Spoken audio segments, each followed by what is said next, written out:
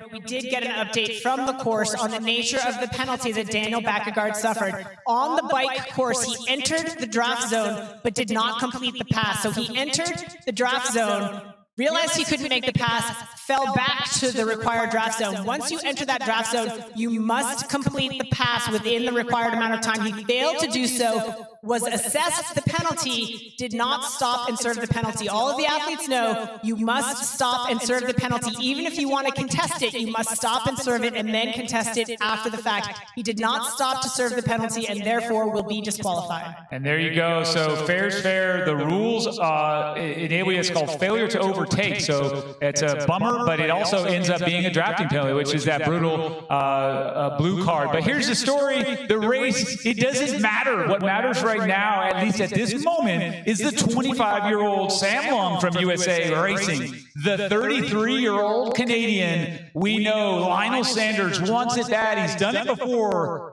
Guess what? He's won 21 Ironman 70.3s. Can he win another? Sam Long wants it. Who wants it more? Oh, what a great race to be back with live coverage of this epic battle. And we can see on course the fans that are chasing behind Lionel and Sam, each of them wanting a front row seat to this battle. These guys killing each other and killing themselves in the process to get to that finish line first. I'm going to say visually, Sam looks a little bit more relaxed now, but again, it's deceiving. This is just Lionel's run form, right? This is how he runs. He never looks comfortable. He always wears his emotions on his sleeve. Sam looks a little bit more reserved, but I don't think that necessarily tells us anything. This is just two different styles of two different athletes doing battle in the moment. I wouldn't win my money here if I didn't bet for Sam Long on this one. Just as I say that, Sanders comes out and takes the lead, waves over Sam Long. Great camaraderie, great sportsmanship for sure. Get on course, get with me, don't take an extra step. But right now, two men are racing to the finish line. Sanders, Long. It's almost time as they roll through the Hoka One One run course arch. This race is hotter than hot. It is hotter than hot. And just a quick look back to the women's race. Jeannie Metzler, another 30 seconds into Daniela Reef through 7.7 miles. So that chase continuing to take place a few miles back the road, but it's hard to take your eyes off this picture right here, the grimace of Lionel Sanders with Sam Long. Both of these guys, they know each other well. They know each other's strengths. They have very, very similar athletic abilities. Both of them back a little bit out of the swim, powerhouses on the bike, and right now gritting it out, gutting it out towards the finish line of this run. What a race. I hate to be a broken record, but I'm going to talk nutrition for a second, because right here, right now is not the time to realize you're a couple calories short of a tall glass of Gatorade. Here's what you need to do, Didi. You need to really focus on get to that finish line. The most dreadful bonk anyone's ever felt is when you start to see those Tweety birds, you start to see the tunnel vision, you start to see it all fade in the last half mile. Do we see that? I sure hope not. But right now, Sanders an inch ahead of Sam Long as they gain the steam and build up for that final sprint. Sam going for water, cooling off. Will he get some calories? Just to cool. That's all he wants this time around. Yeah, that's all he wants. But these athletes right now mentally thinking, do I have the sprint? Who's got the sprint ability? Is Lionel setting himself up because he thinks Sam might have a bigger kick in the end? Is he trying to put a little pad in? No, I think he's absolutely going for it. He's saying, no way this upstart's going to beat me. This is my course. Not yet, Sam Long. Your time has not yet come. Still, all me. He looks over the shoulder to see that he has gotten rid of Sam. But again, remember, he did this once before, about 3 miles ago, and Sam bridged back. Coming into the finish line, Lionel giving it everything he has. Does Sam have enough real estate left and enough kick? Is Lionel doing too much too soon? Where is that finish line? This one speaks to Sanders' experience. 21 wins gives him, he knows he doesn't have maybe that VO2 max sprint ability in the carpet, so he went now, and it is working. He has broken the elastic. Sam Long presumably hurting emotionally right now. Will he regroup? Because guess what? We still have some running to do. There's still, by my estimate, at least a mile to go as we come around this final bit. They're not in town yet, in the downtown, but Sanders looks to have stamped his authority on this race, that decisive late game move. And just as I say that, we're closer than I thought. The roundabout is here, but we are inside a couple minutes left, and Lionel Sanders looking to take another title here in St. George ahead of his challenger all day long, Sam Long. I tell you, Lionel Sanders, if you follow follow him on social media, he does this every single day. He trains himself to hurt more than anybody else is capable of hurting, and he is showing that, putting that on full display here in the closing miles of this Hoka One One run course. Dispensing of Sam Long. We've got Sam in the background, but Lionel put in the surge. He knows how to hurt. He knows how to hurt better than anybody in the sport. There you go. That's a bold statement. I think some people are going to come in on that one, but I do agree this man, he rivals everyone with his capacity to suffer. Lionel Sanders, folks, if you're tuning in late, I'm sorry you missed the excitement on the build-up, but right here, we're concluding in the Intermountain Healthcare Ironman 70.3 St. George, the North American Pro Championship. Lionel Sanders getting kudos from none other than six-time Ironman World Champion Mark Allen, saying, what a move. And truly, he made the move at the right time. He did make the move at the right time. It was the time he had. I don't know if he sensed a weakness in Sam Long, but he put in the surge, looked over the shoulder, knows the job is done. Where is the red carpet? Where is that finish line? Lionel Sanders is making his way. Wow, considering how close this race was about a mile ago, what an effort in the closing mile for this man right here, Lionel Sanders. Lionel Sanders, 3:42.57, the champion today, and the North American Pro Champion Sam Long, seconds behind, both men spent and on the carpet. Didi, this is what you would write home about right there. Top two, unbelievable performance. This is one for the record books. Absolutely one for the record books. I tell you, Sam Long said he wanted to run 110 on the day. He wanted to, a couple weeks ago, he was shoulder to shoulder with Lionel Sanders.